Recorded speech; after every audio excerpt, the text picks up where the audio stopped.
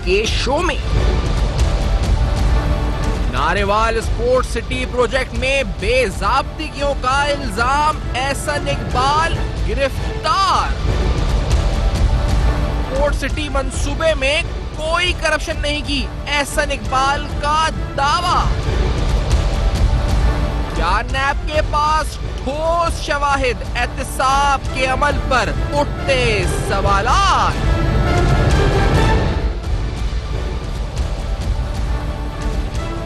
अस्सलाम वालेकुम। बस पर्दा हक़ाइक़ सनसनीखेज़ इंकशाफात प्रोग्राम बेनकाब में हूँ आपके साथ सैफान खान। एहसन इकबाल साहब, कुछ देर कबल उनकी गिरफ्तारी हुई, नैब में उनकी आज पेशी थी। इससे पहले सवालनामा या नैब तफसीलात, जो इंक्वायरी या नैब रेफरेंस है वो नारोवाल स्पोर्ट्स सिटी के हवाले से है, जिसके बारे में अब से कुछ देर कबल एक वीडियो जारी हुई है एहसन इकबाल साहब की तरफ से ही।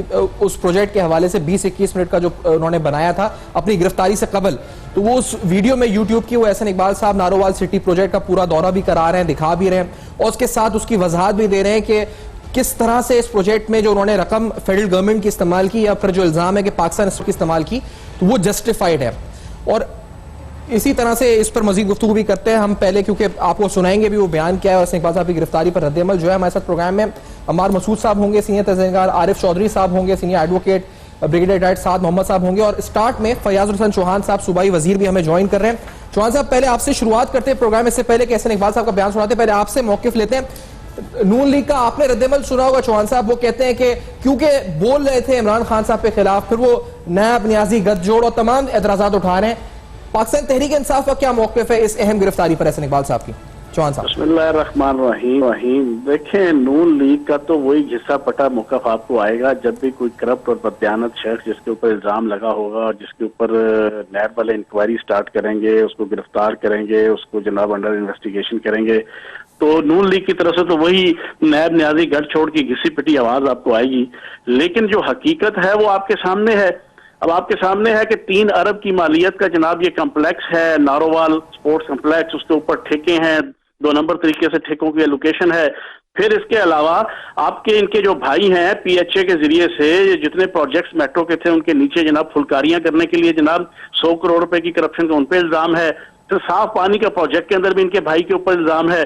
अब ये सारी चीजें जो इन्होंने की हैं, अब इसके ऊपर जब नैब गिरफ्तार कर रही है और नैब की अथॉरिटी है, आपके साथ बैठे हुए हैं आरिफ चौधरी साहब, माशाल्लाह बड़े सीनियर वकील हैं।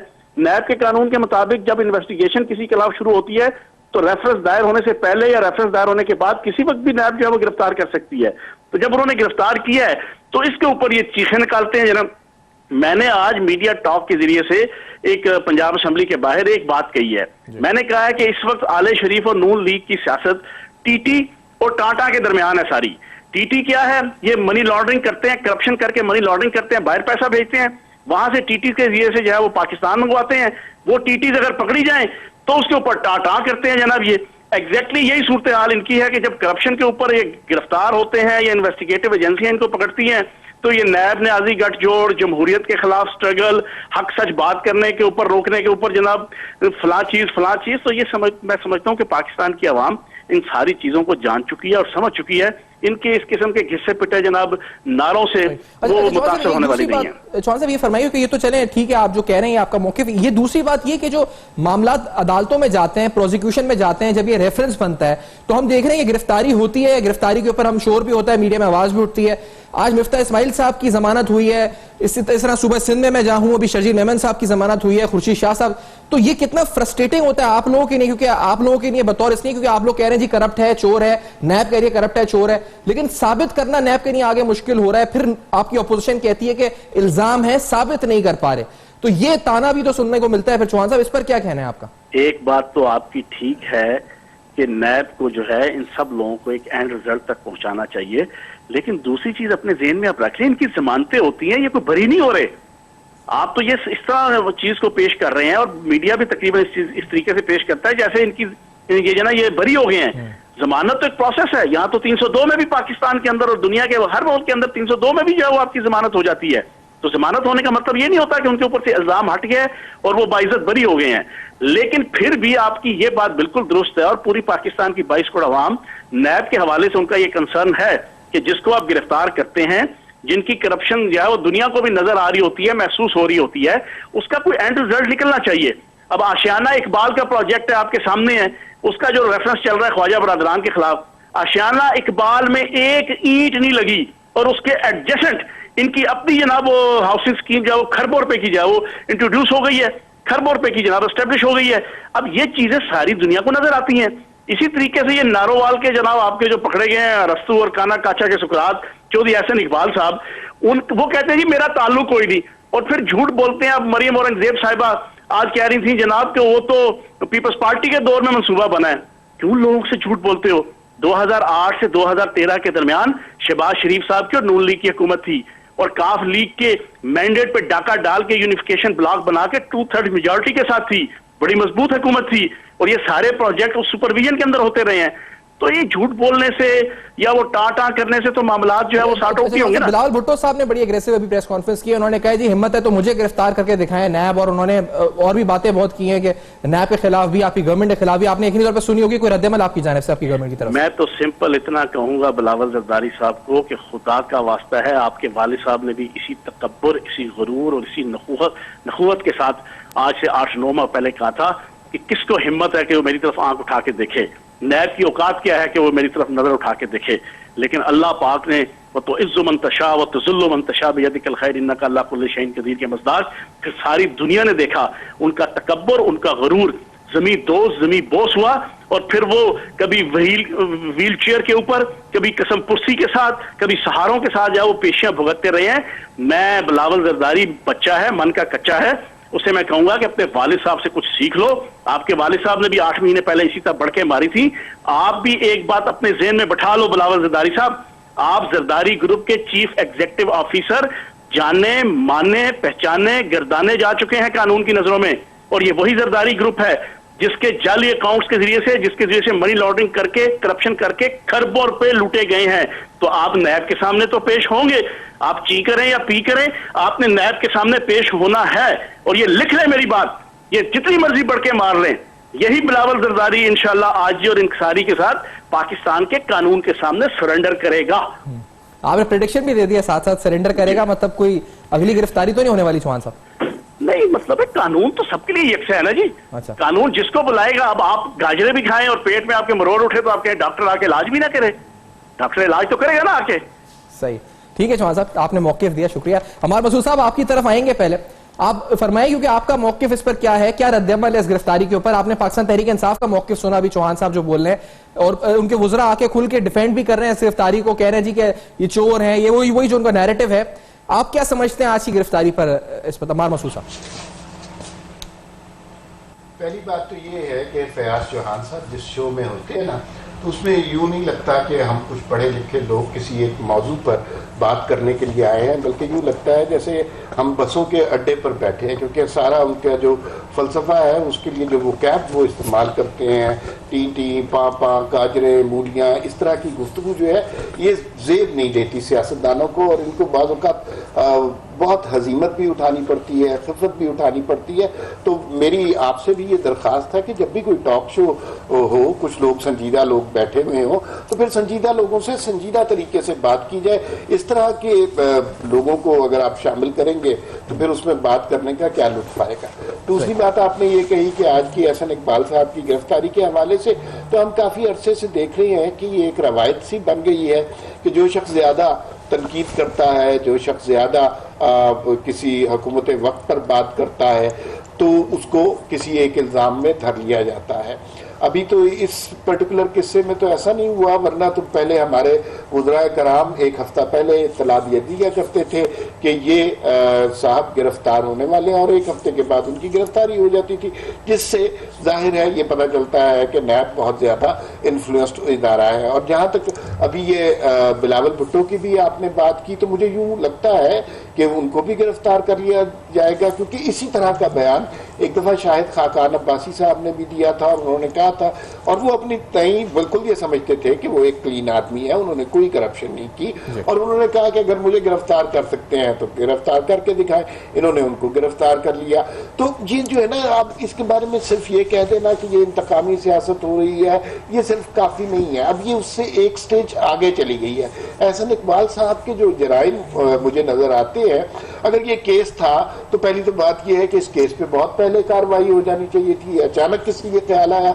एहसन इकबाल साहब के 3 बयानात जो गुज़िश्ता दिनों में आए वो शायद उनकी गिरफ्तारी का सबब बनेंगे। एक, उन्होंने कुछ बात की मीडिया पर एक्सटेंशन के हवाले से, दूसरा चीफ इलेक्शन कमिश्नर की अपॉइंटमेंट के हवाले से वो ज्यादा खुश नहीं नजर आ रहे थे, और जो मुजव्विजा साहब हैं उनके बारे में उनकी राय को इतनी मुनासिब नहीं थी। बाबर याकूब साहब की बात, बात ये है कि जी बाबर याकूब साहब की एक इजाजत दीजिए, एक छोटी सी शायद कुछ इतनी देर में एक शॉर्ट सुना, आपका माइक में थोड़ा डिस्टॉर्शन है, तो अगर उसको सही हम कर सकें, कुछ आवाज थोड़ी सी हमें कट के आई है, तो इसको जरा इतनी देर में हम एहसन इकबाल साहब की जो जस्टिफिकेशन आ जाइए वो सुनते हैं और इसको क्लियर करते हैं इस मामले को, फिर उनके पास दोबारा जाते हैं। Let's say this, Ehsan Iqbal साहब ने जस्टिफिकेशन क्या दी थी? Let's say this. मुझ पे इल्ज़ाम ये लगाया गया कि मैंने अपने ओहदे का फ़ायदा उठाते हुए नारोवाल के अंदर नारोवाल स्पोर्ट सिटी के मंसूबे को बनवाया। मैंने बैसियत रुकन कौमी असम्बली यकीनन इस बात की ख्वाहिश की कि पाकिस्तान में खेलों के इंफ्रास्ट्रक्चर को तरक्की देनी चाहिए, चूँकि हमारे यहाँ नौजवान आबादी है, और पीपल्स पार्टी की हुकूमत के दौर में मैंने इस मंसूबे की तजवीज़ पेश की, लेकिन इस मंसूबे की मंजूरी 2009 में की गई, जब मैं ऑपोजिशन के अंदर था, मैं हुकूमत में नहीं था। अगर ये मंसूबा मेरिट ना करता कंसिडरेशन, तो कैसे हो सकता था कि एक हुकूमत किसी ऑपोजिशन एमएनए के प्रोजेक्ट को मंजूर करती? अच्छा जी, तो ये तो वो जस्टिफिकेशन दी। मैं जिस तरह कहा कि एक वीडियो बयान भी इनकी तरफ से यूट्यूब पे 20-21 मिनट का सामने आया, जो शायद उन्होंने पहले रिकॉर्ड करा लिया था। मसूद साहब, आप जो बात कर रहे थे उस पर तक हमें वहां तक तो आई, आप उसे कंटिन्यू कर सकते हैं। क्या कह रहे थे आप जी? फरमा रहे थे मसूद साहब। अच्छा, बेसिकली जो हालिया जराइम हैं एहसन इकबाल साहब के, उनके 3 बयानात बनते हैं, जिसमें एक में उन्होंने एक्सटेंशन वाले इशू पर बात की, दूसरा चीफ इलेक्शन कमिश्नर बाबर याकूब की तैनाती के बारे में उन्होंने कुछ कहा, और तीसरा जो सेठ वकार का अभी जनरल मुशर्रफ के हवाले से फैसला आया है उसके बारे में उन्होंने कुछ बात की है। तो हमने देखा है कि जो इस दौरे हुकूमत में जो भी शख्स ज़रा मुखालिफ आवाज़ उठाता है, ज़रा तवाना आवाज़ उठाता है, उसकी गिरफ्तारी कर दी जाती है इल्ज़ामात की बुनियाद पर।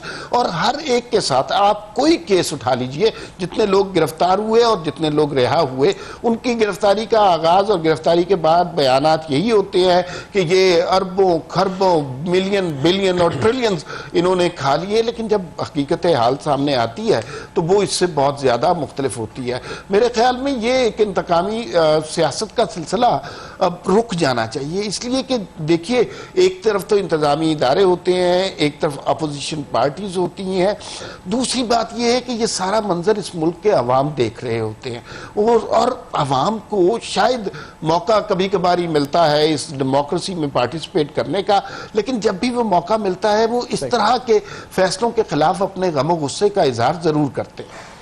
ठीक है, अच्छा एक ब्रेक की तरफ बढ़ते हैं। और इमाम मसूद साहब ने जो बात की इंतकामी सियासत की, आरिफ चौधरी साहब से भी हम जानेंगे, क्योंकि जब कोई सियासतदान गिरफ्तार हो रहा है और नैब की तरफ से एक चार्जशीट सामने आती है, वुज़रा की तरफ से बयानात आते हैं, लेकिन अगर वो इल्जामात साबित नहीं हो सकते, वो जमानत पर रिहा होते हैं, अक्विट नहीं होते, या अगर अक्विट भी हो जाते हैं, तो इन द एंड क्या उस पर्सन, उस इंडिविजुअल के लिए फायदेमंद होता है ये कि उस पर इल्जामात जो लगे थे वो झूठे थे और अदालत में वो साबित नहीं हो सके? तो क्या यही हो रहा है जो गुज़िश्ता कुछ माह से हो रहा है? ये भी सवाल है हमें। इस ब्रेक के बाद हम उठाते हैं। हमारे साथ रहेगा बेनकाब।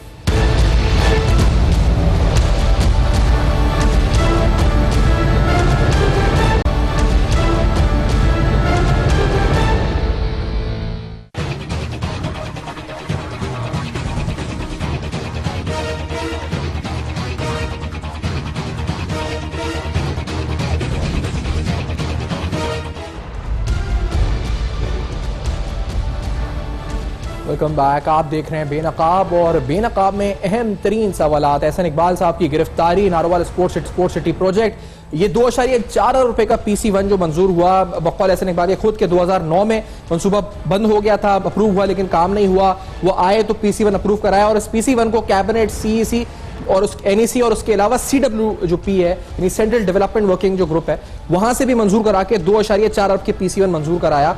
और उसके बाद इस प्रोजेक्ट पर 2018 तक 90% तक काम मुकम्मल हो चुका था। बकौल इनके ये स्पोर्ट्स सिटी इंटरनेशनल स्टैंडर्ड्स पर था। यहाँ एक मैच भी हुआ जिसमें उन्होंने कोट किया कि मिसबाह-उल-हक साहब जो अभी कोच कोच और सिलेक्टर है पाकिस्तानी टीम के, उन्होंने कहा कि वो जब भी बैरून मुल्क या दुबई में खेलते थे तो वो कहते थे कि पाकिस्तान में शायद ऐसी फैसिलिटीज हो, और आज वो देख रहे हैं कि नारोवाल में ऐसी फैसिलिटी है, जो मिसबाह उल हक साहब को कोर्ट एहसन इकबाल साहब ने किया था। तो ये वो तमाम बातें जो स्पोर्ट्स सिटी प्रोजेक्ट के हवाले से एहसन इकबाल साहब कहते हैं, लेकिन वुज़रा कह रहे हैं जी कि फ्रंट मैन थे, कंपनियां थी, ठेके थे। चौहान साहब को भी अभी आपने सुना। एहसन इकबाल साहब ने एक मुतालबा और भी किया है आज के दिन, उन्होंने मीडिया ट्रायल की बात है, मीडिया के सामने मतलब आप ओपन ट्रायल करें, मेरे नैप अगर कर रही है तो वो सवाल जब मुझसे कैमरे के सामने पूछे, क्या कहा है उन्होंने, लेट्स से दिस। मैं यहां पे खड़ा होकर आपके सामने कहता हूं, मेरा मुतालबा है, नैब से मुतालबा है कि नारोवाल स्पोर्ट सिटी का मुकदमा मीडिया के सामने चलाएं। मैं आपको ये नहीं कहता कि आप मेरे मुकदमे की कार्रवाई खुफिया रखें, मुझसे जो सवाल जवाब करना है वो कैमरों के सामने करें, ताकि पाकिस्तान के अवाम को पता चले कि हमारे खिलाफ लगने वाले इल्जामात की हकीकत क्या है। आरिफ चौधरी साहब, आपसे गुफ्तगू करना चाहेंगे और पूछेंगे आपका रद्दअमल इसके ऊपर क्या है, और फिर यकीनी तौर पर जो गिरफ्तारी हुई है उस पर हुई इल्जाम अपोजिशन की तरफ से कि न्याजी, नैब, गठजोड़ और हुकूमत की तरफ से वही दावे कि ये चोर या इस्पत डाकू लुटेरे पकड़े जाएंगे, और ये सब वही बातों का रिपीट हो रहा है सब कुछ। कैसे देखते हैं आप इस गिरफ्तारी को आरिफ चौधरी साहब? सुफियान साहब, ये गुफ्तगू तो बाहर सूरत पार्टीज जो होती हैं वो करती हैं, जो इसमें जिनका वेस्टेड इंटरेस्ट होता है, जो पार्टीजन होते हैं।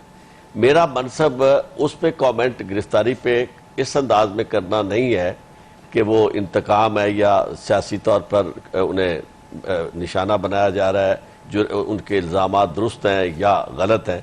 मुझे दो चार चीज़ें जो बड़ी तकलीफ़ दे रही हैं सारे अरसे में, वो सबसे पहली बात जिसकी तरफ आपने इशारा किया था वो ये था कि नैब की ये जितनी कार्रवाई है ये रिजल्ट ओरिएंटेड क्यों नहीं है।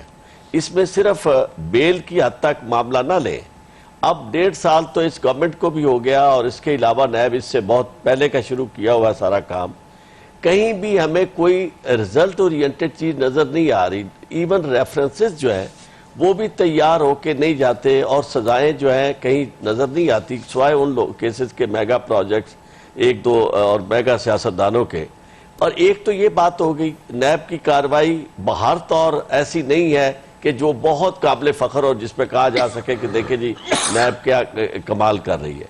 दूसरी बात इस मामले में वो है पार्टीजनशिप, कि नैब पे हम इल्ज़ाम नहीं लगाना चाहते, लेकिन नैब को भी ये करना चाहिए कि जब वो खुद चेयरमैन साहब आके कहते हैं कि जनाब हवा का रुख बदल गया है, इससे पहले उनके से मुतल्लिक वीडियो आई कि जी उन्होंने ये कहा कि ये मैं अगर हुकूमत के लोगों को पकड़ना शुरू कर दूं तो हुकूमत ना चले, वो जो भी उसकी सदाकत थी, लेकिन बाज उस वक्त तो हमने यकीन नहीं किया था, लेकिन उसके बाद के जो वाक़यात है या जो हकायक है या डेवलपमेंट्स है उनसे शकूक शुबहात मजबूत होते हैं, क्योंकि फिर उन्होंने एक गुफ्तगू की, और वो गुफ्तगू मीडिया टॉक से ज्यादा थी, जब उन्होंने फरमाया कि अब हवाओं का रुख बदल गया है।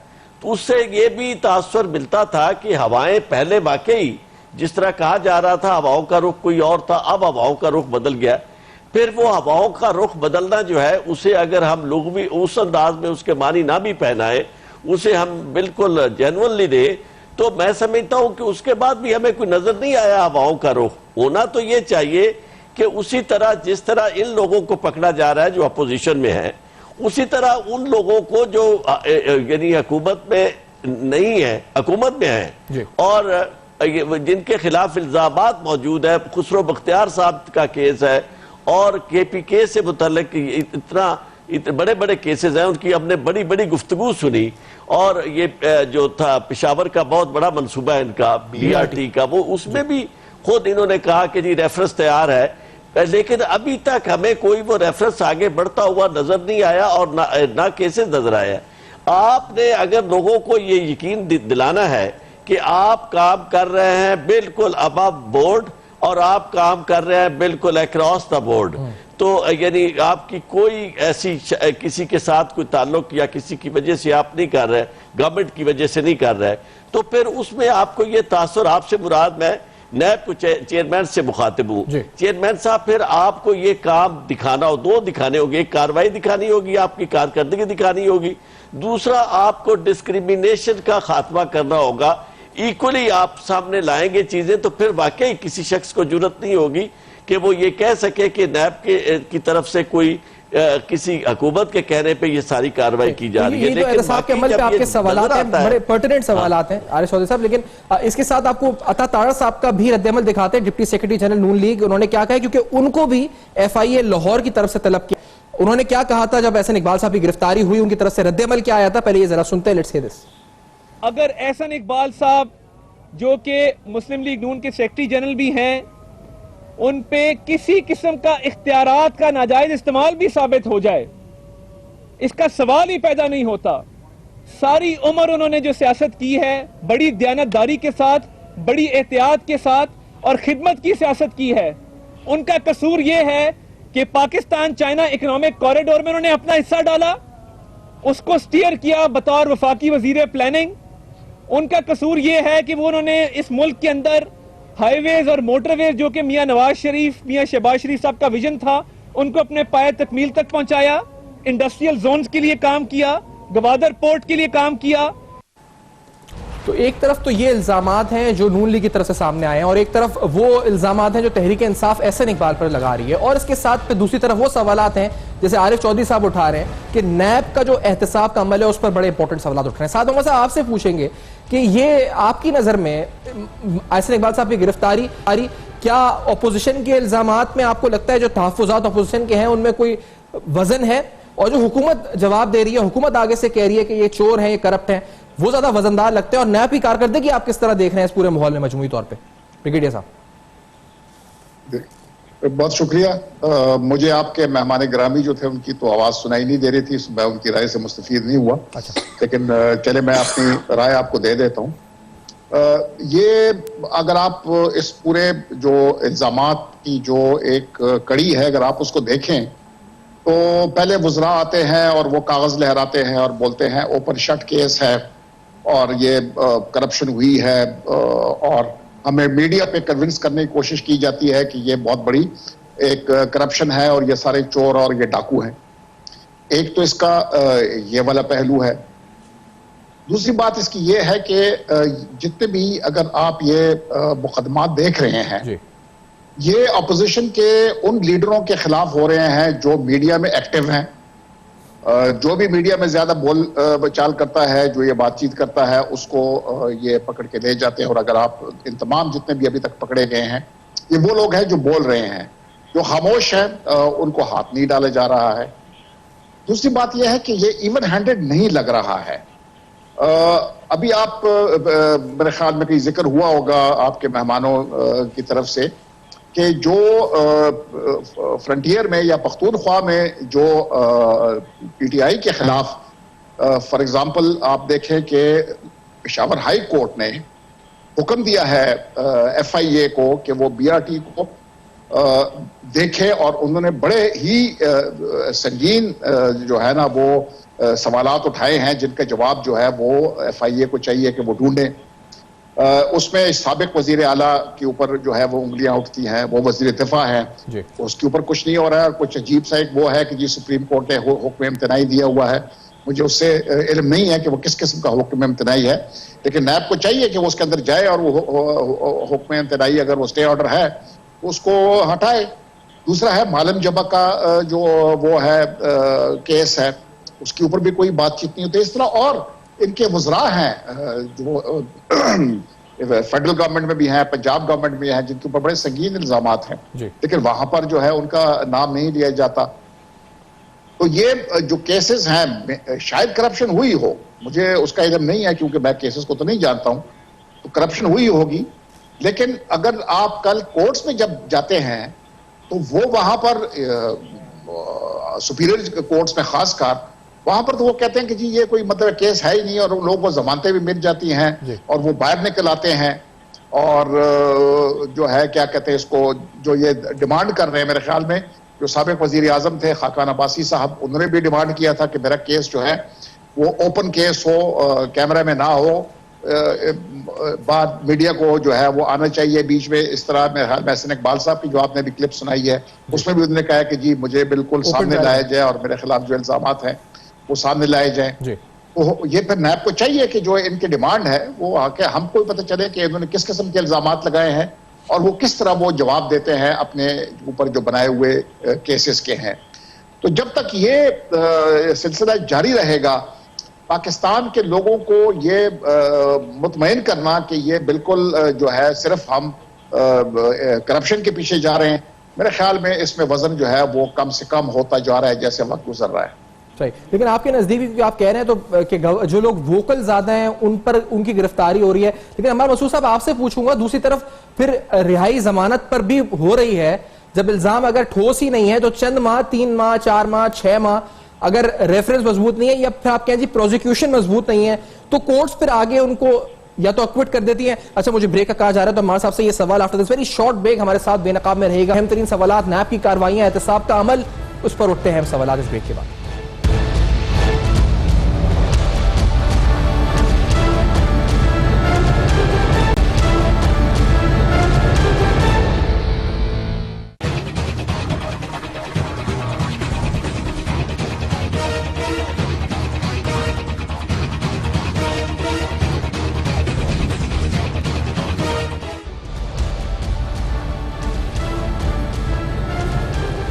Welcome back. आप देख रहे हैं बेनकाब, और बेनकाब में अहम तरीन सवाल। एहसन इकबाल साहब की गिरफ्तारी, नारोवाल सिटी प्रोजेक्ट, 2.5 अरब का मंसूबा, नैब की इन्वेस्टिगेशन, नैब की जानब से गिरफ्तारी, आखिरकार क्या जरूरत, क्यों पेश आई गिरफ्तारी की? क्या एहसन इकबाल इस वक्त इन्वेस्टिगेशन में क्या नैब के साथ सही कोऑपरेट नहीं कर रहे थे? बहुत से अहम सवाल। और इस वक्त क्यों गिरफ्तारी, और फिर इस गिरफ्तारी के बाद नैब का रेफरेंस कितना मजबूत होगा, आया कितना स्ट्रॉन्ग केस बनाया जाएगा, बड़े अहम सवाल हैं।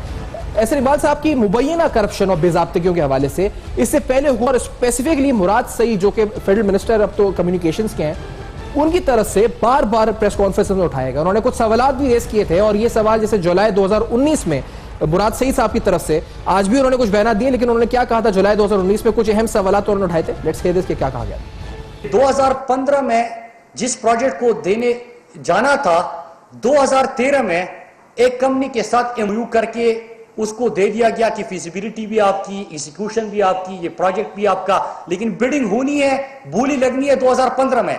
2 साल प्रोजेक्ट के आगाज से पहले किसी को ये दे दिया गया, जिसमें पाकिस्तानी खजाने को 50 अरब से ज्यादा का नुकसान पहुंचा था। एक टीवी प्रोग्राम में एहसन इकबाल ने उसका जवाब देते हुए कहा है कि ये तो मुझे नवाज शरीफ ने कहा था कि आप दस्तखत करो। मुझे उस वक्त के प्राइम मिनिस्टर नवाज शरीफ ने कहा था कि आप इस एमओयू के ऊपर दस्तखत करो। तो मतलब वो वही तरफ बात जा रही है, जिस तरह कि हुसैन नवाज ने कहा कि मेरे वालिद जवाब देंगे, वालिद ने कहा कि बेटी जवाब देगी, बेटी ने कहा कि दादा जवाब देगा। अब एहसन इकबाल ने नवाज शरीफ जो कि जेल के अंदर है उसके ऊपर डाल दिया है कि उसने मुझे कहा था कि दस्तखत करे। और अभी मुराद सईद साहब ने फिर कहा है कि जी के शहबाज शरीफ साहब ने कुछ कॉन्ट्रैक्ट्स एहसन इकबाल साहब के भाई को बतौर वज़ीर पंजाब अवार्ड किए थे, और यही बात कुछ और वज़ीरा की तरफ से कि फ्रंट मैन है, कुछ रिश्तेदार थे जो नवाजे जा रहे थे एहसन इकबाल की तरफ से, मुबैना तौर पे जो वज़ीरा की तरफ से बयान सामने है। अमर मसूद साहब, आपकी तरफ आएंगे। ये इल्जामात, कागजात, इन्वेस्टिगेशन, यकीनी तौर पर नैब भी अपना काम कर रहा होगा, लेकिन इन द एंड अगर कोई जैसे मिफ्ता इस्माइल जमानत पर रिहा हुए और अभी एक्विट तो नहीं, जमानत पर रिहा हुए, तो ये इन द एंड तो उस इंडिविजुअल और उस पार्टी के लिए बेनिफिट में चला जाता है अगर वो एक्विट हो जाता है और इस पूरे अदालती प्रोसेस से वो साफ सुथरा निकलता है। तो अमर मसूद साहब, देखिए सुफियान, एक तो मेरे ख्याल में आज के प्रोग्राम में आप तहरीक इंसाफ के साथ थोड़ी सी ज्यादती कर रहे हैं। आपने उनका मौक़िफ़ देने के लिए 2 लोगों के क्लिप्स हमें सुनवाए, एक फयाज चौहान और एक मुराद सईद। और अगर आप सोशल मीडिया पर इनके बारे में बात करें तो आपको पता चल जाएगा कि इनकी बात की कितनी वैल्यू है। ये बात दुरुस्त है कि ये मिनिस्टर्स लगे हुए हैं, लेकिन इनकी बात को कोई भी आजकल संजीदा नहीं लेता। ये इसी तरह खरबों अरबों ट्रिलियन बिलियंस की बातें करते हैं, और इनका सबसे बड़ा अलमिया इनकी पुरानी वीडियोस हैं, और वो जब इनको दिखाई जाती हैं, इनके सवाल के जवाब में अपोजिशन को कुछ नहीं कहना पड़ता, इनकी पुरानी वीडियोस इनको दिखा देनी पड़ती है। दूसरी बात यह कि मैं बिल्कुल अच्छा हमारे साहब, आप एक संजीदा अफराद की फहरिस्त भी बताएं कुछ पाकिस्तान तहरीक इंसाफ में से हमें भी, ताकि हम बुलाने में जो संजीदा अफराद है आप कह रहे हैं कि जो हैं। अब आपके मुतालबात अब आपके मुतालबात बढ़ते जा रहे हैं। अच्छा, तो मैं इत्तफाक करता हूं ब्रिगेडियर साहब की बात से कि जो नैब का एहतसाब का जो अमल है वो मशकूक हो गया हुआ है, इसलिए कि जब तक हुकूमत की तरफ आप तवज्जो नहीं करेंगे, हुकूमत के केसेस नहीं उठाएंगे, वजीरों के, मुशीरों के और बेतहाशा केसेस हैं, तो फिर आप उसमें बिल्कुल गैर जानिबदार नहीं रह सकते, और ये सूरत हाल काफ़ी पुरानी है। दूसरी बात यह है कि अगर हवाओं का रुख बदलने से आपने लोगों पे नए केसेस बनाने हैं या पुराने केसेस बनाने हैं, तो फिर ये किस नाम का एहतसाब है और ये किस तरह का इंसाफ है, जो कि हवा का रुख बदलने से सारी तरतीब भी बदल रही है, इल्ज़ाम भी बदल रहे हैं और मुल्ज़िम भी बदल रहे हैं। तीसरी बात ये है कि जिन लोगों के ऊपर इल्ज़ाम लगता है उनको कुछ अरसे के लिए गिरफ्तार किया जाता है, फिर उन्हें जमानतें मिल जाती हैं। इसका कानूनी पहलू जाहिर है आरिफ साहब यहाँ पे बैठे हैं, वो बेहतर बता सकेंगे, लेकिन इसका अल्टीमेटली उन लोगों को फायदा होता है और ये सिर्फ एक पब्लिसिटी स्टंट बन जाता है, एक मीडिया ट्रायल हो जाता है। एहसन इकबाल के खिलाफ आज किया है, मुफ्ता इस्माइल को जब गिरफ्तार किया था तो पता नहीं क्या क़यामत हुई थी। आज छोटी सी खबर है कि मुफ्ता इस्माइल को जो है जमानत पर रिहा कर दिया गया है। तो इससे हमें क्या मिल रहा है? दूसरी बात यह है कि ये जो बहुत सारे केसेस इसमें से हैं वो नजर नहीं आने वाले। मतलब किसी ने आपने किसी के बारे में कह दिया कि इसने 10 खरब रुपए की करप्शन की है, अब इसका कुछ पता नहीं चल रहा कि की है नहीं की है, और किसी शख्स पे भी इल्ज़ाम हो सकता है और उसको उसके बारे में शवाहिद पेश करने चाहिए, नैब को तैयारी करनी चाहिए। लेकिन एक केस हमारे सामने है, मेरा बहुत ज़्यादा जाना होता है पेशावर, BRT है, 125 अरब रुपया उस पर लग चुका है। जो वहाँ के मकामी इंजीनियर हैं और कुछ फॉरेन इंजीनियर्स हैं, उन्होंने अभी एक फिजिबिलिटी रिपोर्ट इसकी देखी और इसके ऊपर ये तबसरा किया कि जिस डिज़ाइन के मुताबिक ये बनी है और जो लेवल ऑफ कंस्ट्रक्शन है, ये BRT नहीं बन सकती। इसको बनाने का वाहिद तरीका ये है कि इसको ढा दिया जाए, उसके बाद फिर इसको दोबारा तामीर किया जाए, तो फिर इसकी तामीर मुमकिन हो सकती है। ये वो चीज़ है जो सबके सामने नजर आ रही है, ये मुझे भी पता है, आपको ही पता होगी। वो जो बैंकों के खाते में चीजें इतनी हुई होंगी उसका तो हमें इल्म नहीं है, ये इतनी वाज़ेह चीज है। तो क्या इसके बारे में चेयरमैन नैब हवा का रुख बदलने का इंतजार कर रहे हैं? जो तकलीफ, जो अजियत पेशावर के शहरियों को इस वक्त जिससे वो गुजर रहे हैं, बेशुमार लोग ऐसे हैं जिनका कारोबार खत्म हो गया है और वहां पे ट्रैफिक के बेतहाशा मसाइल हैं, और उस सब के बावजूद भी अगर ये रोड, ये BRT मुकम्मल नहीं हो सकी और नैब इसका नोटिस नहीं लेता, तो फिर ये किस किस्म का इंसाफ है और किस किस्म का एहतसाब है? अच्छा, नैब ने तो बार बार कहा चेयरमैन नैब ने कि स्टे है उसके ऊपर, वो बात अलग है कि स्टे के खिलाफ आगे गए हैं, हायर जुडिशरीज में नहीं गए, वो एक सवाल है, लेकिन नैब का मौकिफ यही रहा मोहम्मद भाई। देखिए, दूसरे शख्स के ऊपर तो दूसरे शख्स के ऊपर तो आप स्टे का इंतजार नहीं करते, आप जरा सा कोई इल्जाम लगता है पकड़ के जेल में डाल देते हैं। तो फिर BRT जब बन रही थी उसके बेतहाशा मराहिल थे, कोई एक भी गिरफ्तारी हुई है उसमें?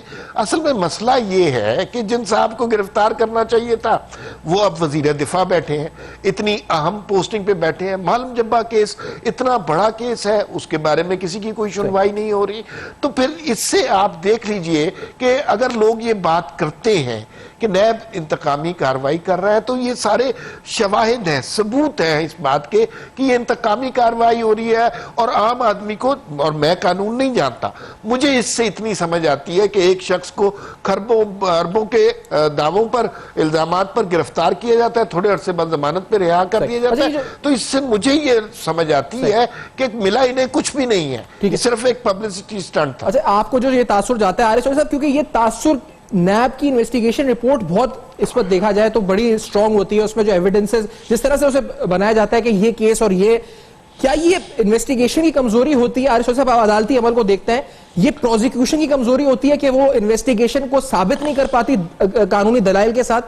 ये कहां लूप होल है एग्जैक्टली अगर आप इस पूरे प्रोसेस को देखते हैं, जिससे इन द एंड बेनिफिशियरी वही है जो गिरफ्तार हो रहा है, अल्टीमेटली वो होता जमानत पर रहा है, लेकिन एक तरह से वो केस फिर मीडिया हाइप से निकल जाता है और फिर वो एक मामला ऐसा लगता है कि जैसे उसको वो होता नहीं भरी, लेकिन ऐसा तासुर किया जाता है कि भरी हो गया। तो ये लूप होल एग्जैक्टली है क्या आरिफ चौधरी साहब? सुफियान साहब, दो इंपॉर्टेंट बातें हैं इसी आपके सवाल के जवाब में। सबसे पहली बात तो ये है कि ये जो करप्शन है ये इतना बड़ा नासूर है, लेकिन बदकिस्मती हमारी ये हो रही है कि इस पे जब से ये करप्शन को खत्म करने के दावे हो रहे हैं, हमें करप्शन का खात्मा तो दूर की बात, हमें तो उस मामले में जरा बराबर कहीं पेशरफ्त नजर नहीं आती, बल्कि ये एक हुकूमत करप्शन को खत्म करते करते चली जाती है, उसके बाद दूसरी हुकूमत उसकी करप्शन के गुण गाते हुए या उसके खिलाफ गुफ्तगू करते हुए आके तो शुरू कर देती है प्रोसेस। एक और इम्पॉर्टेंट चीज जो इसमें है, किसी शख्स का एक दिन भी गिरफ्तार रहना और उसके खिलाफ सबूत ना आना, इससे बड़ी ज्यादती कोई नहीं हो सकती किसी भी ऐसे मुआशरे में जो आईन और कानून का पाबंद हो। तो इस लिहाज से मैं ये समझता हूं कि कमजोरियां जो हैं वो प्रोसिक्यूशन में भी हैं, इन्वेस्टिगेटर्स में भी हैं। आपके प्रोग्राम में भी और कई जगह मैंने बार बार नैब की इस तरफ निशानदेही कराई कि आप जरा जो केसेस जिसमें बाज लोग बरी हुए हैं वहां इन्वेस्टिगेटर्स के बयानात तो देखें, इन्वेस्टिगेटर्स ने सपोर्ट किया है, और फिर आपके प्रोसिक्यूटर्स जो है वो उनकी वफादारियां तो देखें, किस किस के साथ उनकी वफादारियां हैं। आज तक नैब के चेयरमैन ने कहने के बावजूद इस तरफ कभी तवज्जो नहीं दी, और जब होता है यूं ही लगता है कि एक बहुत उनकी तरफ से जोरदार बयान आ जाता है। कभी ये कहा जाता है कि हम चेहरा नहीं देखते, हम लेकिन जैसे जुर्म देखते हैं, ऑफेंस देखते हैं। आशियाना केस के अंदर नईम बुखारी साहब को प्रोसिक्यूटर अपॉइंट किया, जैसे फवाद हसन फवाद हैं, शहबाज शरीफ साहब हैं। अब नईम बुखारी एक बड़ा नाम है, वुकला के अंदर एक बड़े सीनियर पोजीशन रखते हैं, वो तो कमजोर प्रोसिक्यूटर कहीं से नहीं है अगर नईम बुखारी एज प्रोसिक्यूटर हो। और ये स्ट्रैटेजी फिर आई थी कि प्रोसिक्यूटर्स आउटसोर्स किए जाएं, तो ये भी क्या फेल हुई है स्ट्रैटेजी? इसमें कहां फुकदान रहा फिर? नहीं, मैं प्रोसिक्यूटर्स आउटसोर्स की बात ही नहीं कर रहा। अच्छा। मैं तो ये कह रहा हूं कि प्रोसिक्यूटर्स ऐसे रखे जिनकी वफादारियां जो है वो मशकूक ना हो और जिनका किरदार सबको नजर आए। इसमें ये तो है ना कि अदालत की सतह पे आप किस तरह का लॉयर लाते हैं, अगर रिकॉर्ड सही आप पेश कर दे, यकीन माने कहीं किसी वकालत की जादूगरियों की जरूरत नहीं होती कि आप इतना बड़ा वकील लेके आए और दूसरी तरफ से बड़ा वकील है। बात तो ये देखें, ये तो सीधा 2 और 2 4 की बात है, इसमें तो कोई ऐसी मुशगाफिया नहीं है जो नैब ने पेश करना है। नैब अगर रिकॉर्ड ऐसा पेश करे और एविडेंस इस तरह की रिकॉर्ड पे लाए जो बिल्कुल इररिबटेबल हो, तो अदालतें बिल्कुल नैब के साथ चलेगी। अदालतें जो है वो कोई वकीलों महज वकला की तकरीरों या गुफ्तगुओं से मुतासिर नहीं होती। इस तरह तो फिर हर मुल्ज़म जो है वो बड़े से बड़ा वकील करके हर सूरत में बरी हो जाए, इस तरह नहीं होता। बहुत बड़े वकला जो है उनके पेश होने के बावजूद ये केस के हकायक के ऊपर और उसमें मौजूद एविडेंस के ऊपर मुनसर होता है कि किस तरह की एविडेंस पेश की गई और किस तरह के हकायक सामने लाए गए। ये इस बात पे साथ साथ, क्योंकि मैं ये पूछा, क्योंकि ये जो नैब गलत कर रहा है सही कर रहा है, इस पर तो हमने बड़ी बात की प्रोग्राम में। सर गवर्नमेंट पीटीआई की जो है, अभी तो चौहान साहब नहीं है साथ, शुरू में थे, और जिस तरह उनके बयानात आते हैं जब कोई गिरफ्तारी होती है, कि जिस तरह से एक ऐसा समय होता है कि जैसे उन्होंने कोई अचीवमेंट, कोई माइलस्टोन अचीव किया है और किसी की रिहाई के ऊपर भी नहीं, मतलब एक अफसुर्दी का माहौल होता है। क्या ये गवर्नमेंट की जो इस पर रविश है ये दुरुस्त है या इसको बहुत जरूरत है कि करेक्शन हो उसके अंदर? साथ मोहम्मद साहब देखिए, ये एक आपने उसकी मुराद सईद साहब की और इन लोगों की बात की है। अभी वो गैर संजीदा लोग हैं, वो पता नहीं अजीब अजीब फिगर्स कोट करते हैं, ऐसे फिगर कोट करते हैं मेरे ख्याल में कि जिसको मतलब है कि मानने के लिए जहन तैयार नहीं होता है। आपने उनका वो बयान तो मतलब है कि वो सुना ही होगा कि अगले दिन जैसी हुकूमत ये संभालेंगे अगले दिन $200 बिलियन जो है ना वो पाकिस्तान के अंदर आ जाएगा। तो यो इस किस्म के बयानात देते हैं। फिर उन्होंने वो जो है मोटरवे के ऊपर जो वो चल रही है उसके ऊपर बातचीत की, जिसके ऊपर चाइना को जो है उन्होंने नाराज कर दिया और उन्होंने कहा कि जी हमने कोई करप्शन वगैरह नहीं की है। उन्होंने चीन के ऊपर भी इल्जाम लगा दिया था। तो वो तो इस किस्म की बातें करते रहते हैं। बात यह है कि हुकूमत को जो उन्होंने एक नैरेटिव शुरू किया है, शुरू से अगर आप उसको देखें, कंटेनर से अगर आप देखें, तो वो करप्शन, चोर, डाकू, ये 3 चीजों के ऊपर जो है वो अब उन्होंने अपना नैरेटिव चलाया है और उन्होंने कहा कि ये हम सब कुछ आके ठीक कर देंगे। ना तो पाकिस्तान में करप्शन खत्म हुई है और ना इन्होंने कारकर्दगी दिखाई है। जब वो ये नहीं दिखा सकते हैं तो फिर वो इस किस्म की बातचीत करेंगे जो वो आपने जिसका जिक्र किया है कि वो इस किस्म के केसेस उठाएंगे, आएंगे, कागजात लहराएंगे, प्रेस कॉन्फ्रेंसेस करेंगे और हमें ये नहीं बताएंगे कि हमने क्या किया है। मतलब है कि तकरीबन अभी 2 साल इस साल पूरे हो जाएंगे इनके, इन्होंने 2 साल में हमें क्या दिया है। कोई उन्होंने मेजर प्रोजेक्ट हमें दिया है, कोई उन्होंने करप्शन में कमी लाने की कोशिश की है, इन्होंने कोई महंगाई पे कंट्रोल किया है, इन्होंने कोई गवर्नेंस की है। आप इनके जो ब्लंडर्स हैं वो खासकर अभी जो फर्क